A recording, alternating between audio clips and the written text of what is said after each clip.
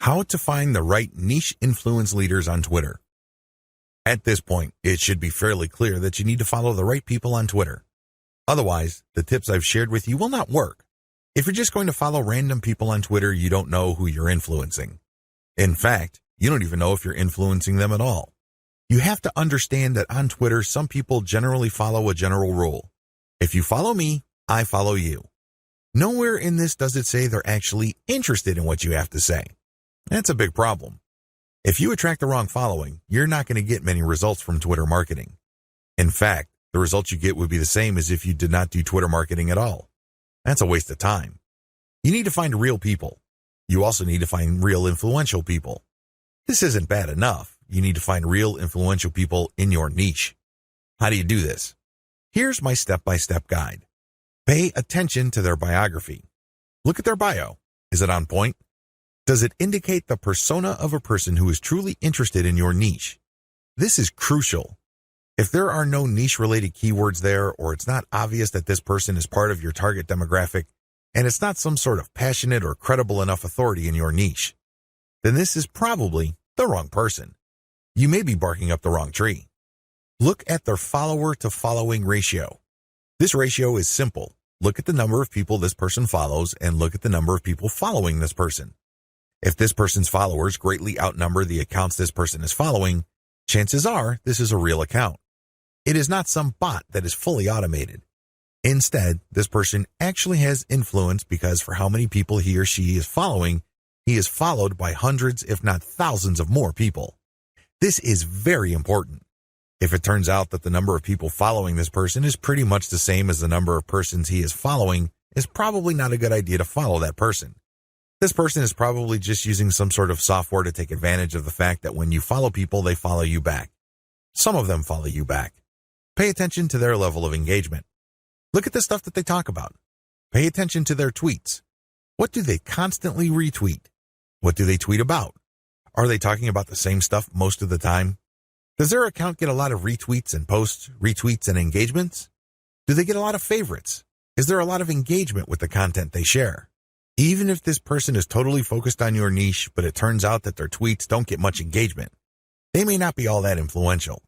Becoming credible with them and getting access to their market may not work out for you. Their audience may not work out for you because they're not really authorities. Pay attention to the specificity of their posts. Look at their posts. Here's a rule of thumb. If 80% or more of their posts have something to do with your niche, follow them. Follow them if all the other points I raised above apply.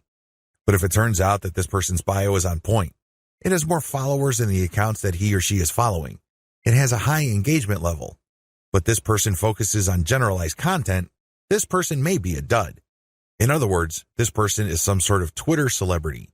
This person is only an authority because of their personality and not much else. They're not an authority because they focus on a niche. They're not an authority because they are truly passionate about a niche. People only follow them because they think their personality is interesting. So, what you get is some sort of individual celebrity market. That's not what you're looking for. You're looking for a niche audience. Get ready to go manual or full auto. At this stage, you have set up your Twitter account. It is brand consistent. You already have lined up the best content you have researched from your competitors. This content has a lot of likes, shares, comments, and other signs of engagement. This is third-party content produced by others. When people click the link, they go to somebody else's website. They do not go to your site. Why in the world would you share this stuff? What's the point of driving traffic to somebody else's website? Well, it really boils down to credibility. If you make it your job to get all the very best content involving your niche and sharing it from one central place, you become credible and authoritative so much faster than if you just publish your own content. First of all, it's going to take a lot of time to reverse engineer the very best content and come up with your own version. It can also become very expensive. Time, after all, is money. Even if you're not paying a professional writer from places like ozkey.org, who charge very reasonable rates, coming up with original content can still be a very expensive proposition for you. Why? It will take a lot of your own time to come up with that content. You probably have better things to do. You probably have other things you could be doing that would currently pay you more money. Third-party content is a lifesaver. This is called curation. You take the best content that everybody else has to offer and then you share it through your social media accounts. Here's the secret though. You share that content to draw people based on their interests. For example, if I find top-notch content on content marketing and I have a Twitter account that sells content marketing services, it would make a lot of sense for me to put all that high quality and highly popular material in my Twitter feed, but from time to time, I would share my own original content. My original content would build credibility for me based on what I raise in the content. I control the conversation using those posts. After I get enough of a natural following, I would then share more and more of my own content and then share posts that only feature my squeeze page sign-up link. By doing this, I kill two birds with one stone. I share curated content to build credibility among a niche audience. These are people searching for certain specific content using very targeted hashtags. I pair very targeted niche hashtags with all my content. I rotate them. Then, I send out this content slowly but surely. I get people who are truly interested in my niche. Once I've established quite a bit of a following, I then share my own reverse-engineered content. This builds even more credibility, and this can also lead to my website getting backlinks from bloggers who are monitoring my niche. Finally, once I've got enough flow going, I would then start rotating my squeeze page link through my tweets more often. Instead of showing my squeeze page tweets once every 2 days or once a week, I can start showing it every few hours. However, it only makes sense to do this once you have established a decent number of followers and there's a high enough overall engagement level with your tweets. This is the general strategy. You can do this either manually or on full auto. What is fully automated tweeting? Fully automated tweeting is exactly what it sounds like.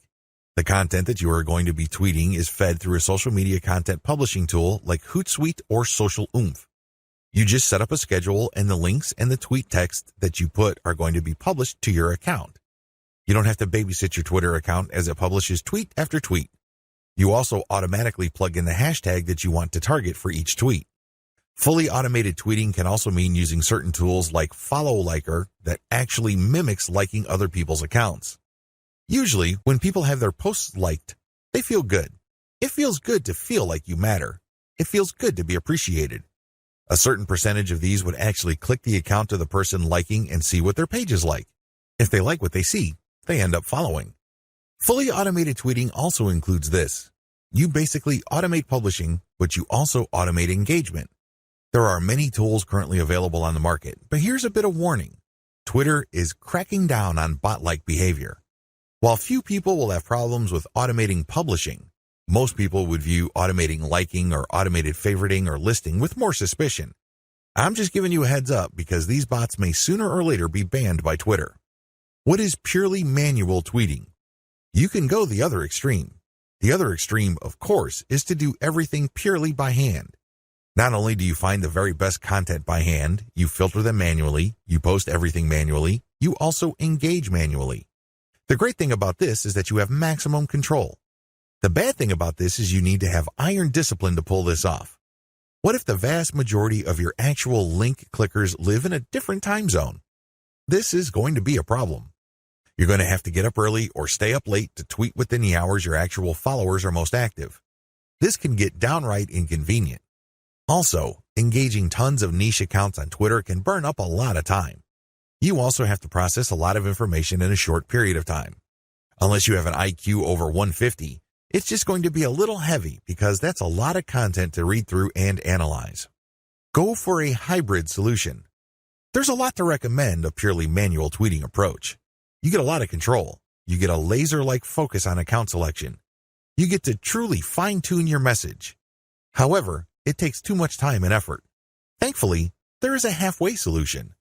This hybrid solution is pretty straightforward. You can use tools to post on your Twitter feed, but engagement is done manually. That's pretty much how it boils down. You still have to find niche-related content that's already gone viral. There's no getting around this. You still have to do this. Thankfully, there is a cheaper way to do this. You can, of course, do this yourself. Like I said, time is money. You might also feel like you're going nuts because you have to read so much material. The shortcut is to use a service like congoplus.com.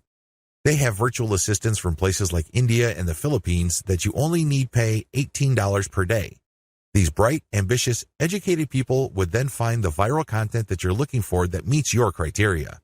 They then send you an XLS file, you verify, then you pay them.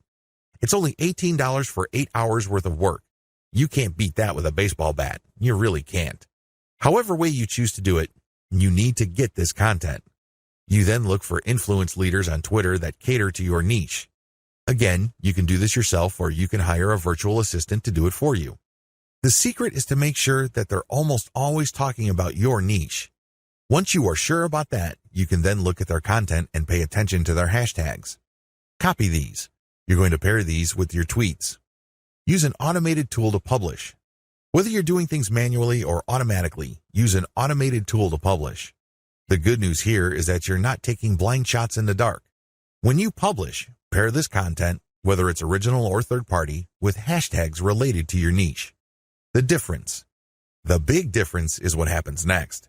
When you're using an automated system, you wait for an organic following and then you mix in your squeeze page links and your content links. You then use some sort of tool to mimic engagement. For a manual approach, you do the same. You wait for an organic following to increase and then you mix in your own stuff. The big difference is you invest 1 hour per day doing manual outreach to influencers in your niche. You should already be doing this because these are the people you got your hashtags from. Remember? The extra step that you need to take is just to engage with them. Tell them that you like their content. Manually like their stuff. Click the heart icon or retweet. Do whatever you can to get on their radar. One-to-one or person-to-person engagement is crucial. You have to get on their radar. Again, you can try to automate, but it can be ham-fisted. Also, it may be so obvious or clunky. Worse yet, Twitter might be cracking down on engagement automation, so this option may not remain open for long.